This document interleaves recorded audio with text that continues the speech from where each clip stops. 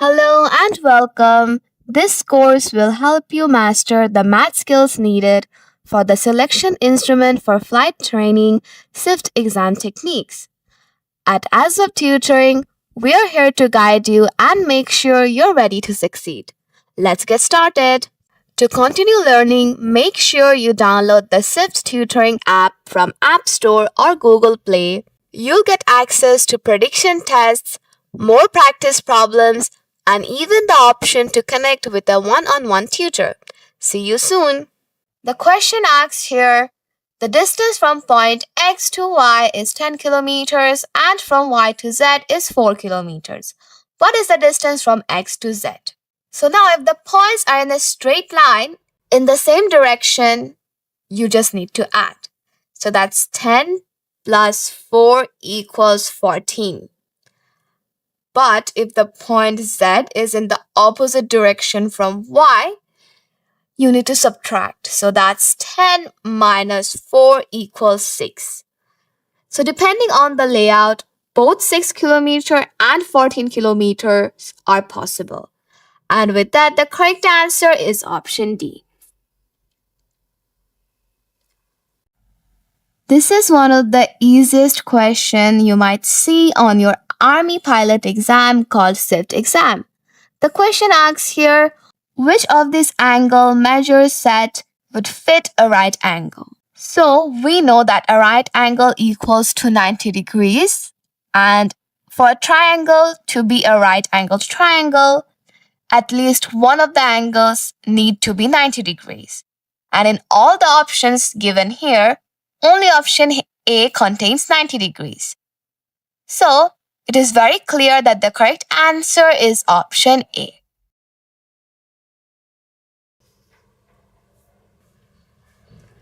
The question asks here, what is the average of the sum of the numbers 1 through 500? So we can use the formula for the sum of the average. We can use the formula for average of the sum for consecutive numbers like this one, which is first number plus last number divided by 2. So here the first number is 1 and the last number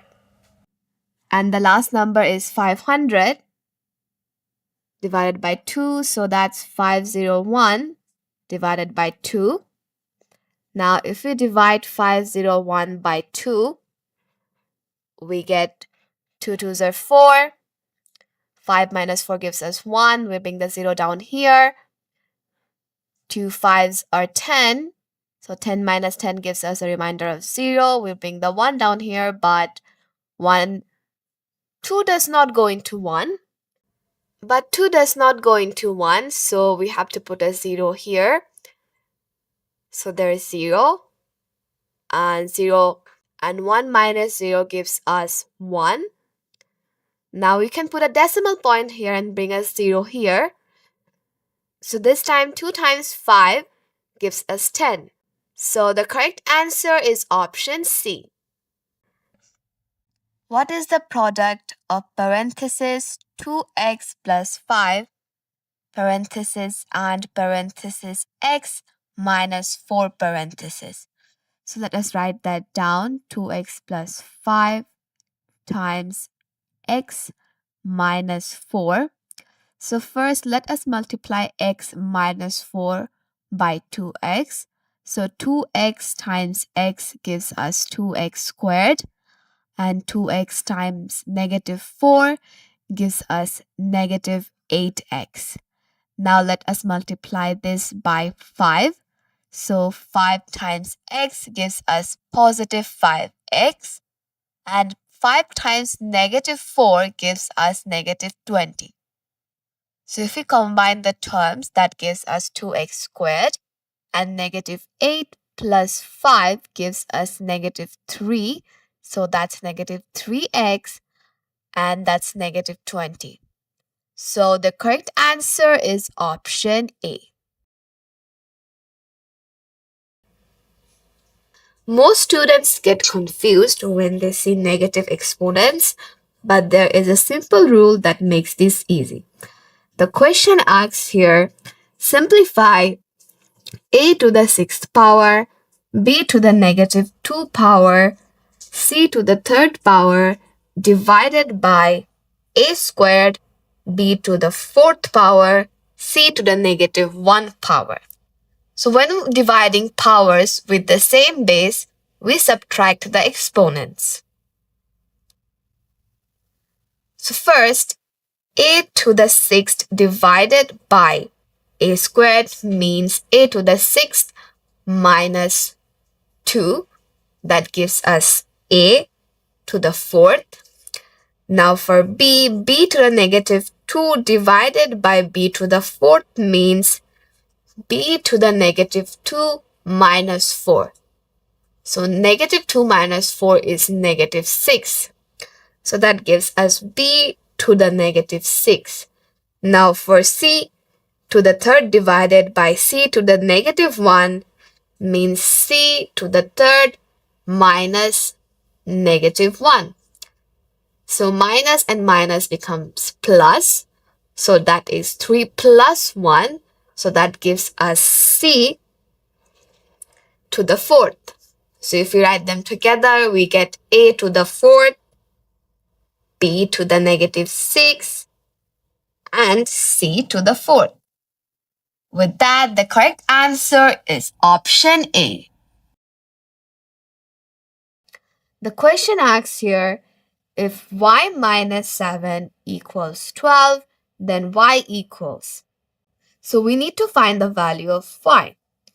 To solve this, we want to isolate y, which means getting y by itself. Right now, we have y minus 7 equals 12. To cancel the minus 7, we do the opposite operation, which is adding 7. So we add 7 to both sides of the equation.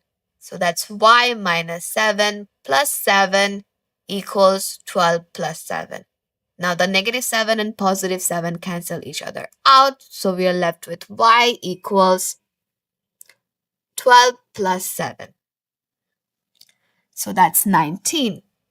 And with that, the correct answer is option B. The question says, simplify root over 72 x squared y to the fourth. So first, we have to look for perfect square numbers. Now, 72 is not a perfect square number, so we have to convert it into one.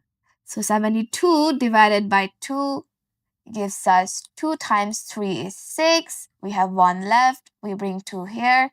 So that's 12. And 2 times 6 is 12. So 36 times 2 equals to 72.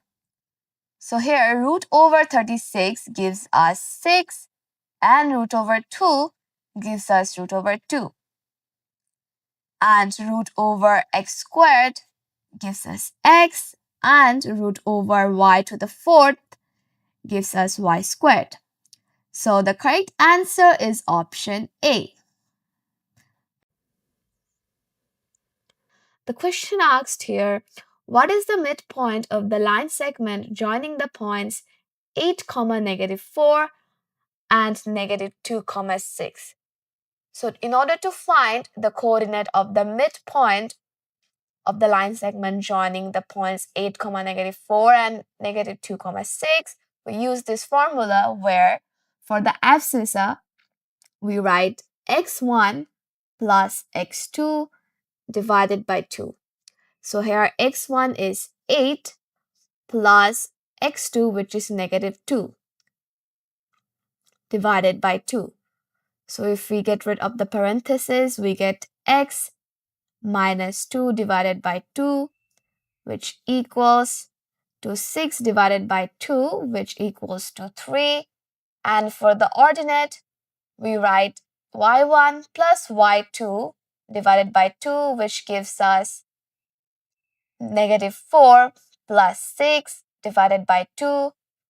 So negative 4 plus 6 is 2, and 2 divided by 2 equals to 1. So the correct answer is option A.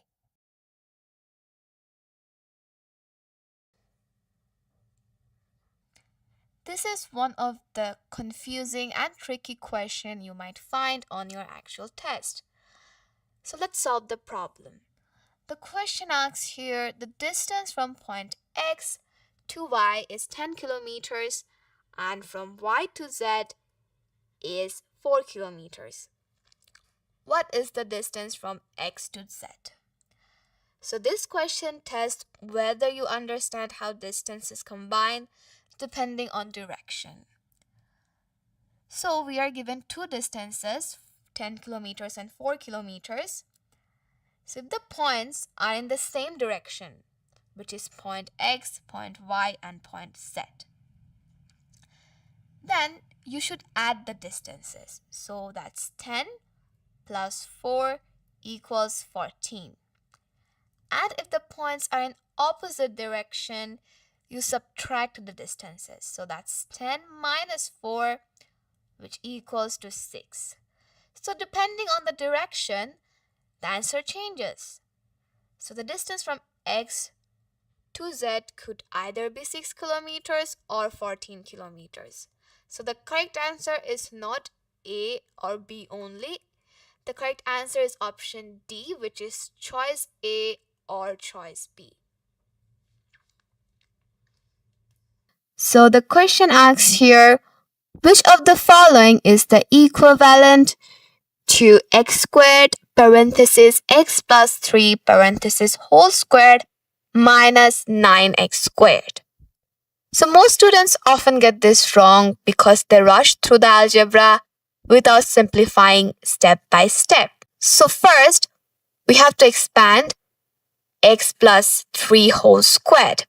So x plus 3 whole squared is by the formula a squared. So if we take x as a and 3 as b, so a plus b whole squared gives us a squared plus 2 times a times b. So that's 2 times x is twice x, and twice x times 3 is 6x. And 3 squared is 9. So then we multiply the whole thing with x squared. So that gives us x squared times x squared is x to the 4th power, and x squared times 6x is 6x cubed, and x squared times 9 is 9x squared. Then we have a negative 9x squared here. So we are left with x to the 4th power plus 6x cubed as positive 9x squared and negative 9x squared cancel each other out.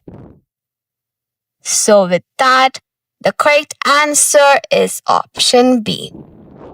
So make sure that you practice this type of problems again and again if you want to pass the SIFT test with high scores, and if you want more practice problems, or you feel like you need more help from a tutor, you can also request it through the SIFT Tutoring app, which is available in App Store or Google Play. Thank you for watching.